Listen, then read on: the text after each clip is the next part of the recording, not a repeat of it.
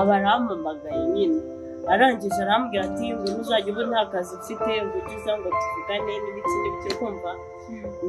cya gihe rero kwa kundi nyine nayo nimejeje neza ncitse turimo two mu rugo ndavuga ati ariko undi wajya kumwiyongoza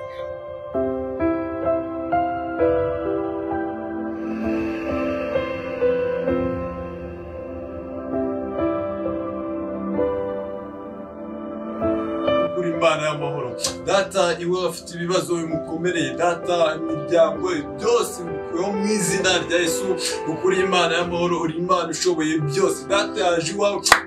amera uri Imana ikiranuka uri Bwana Gitifu mbanze nivuga amazina yanjye nitwa Rudomoro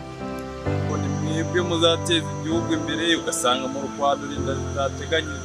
biteye isoni n'agahinda ariko mwisubiremo wanzi ko ari umukiro ukora muri biro none tukaba duhure kuri uyu muhene w'isuka hano kwa Omari isi yaje kuguhinduka gute sirakarama kandi buryo itaragukara ikiri kugushakira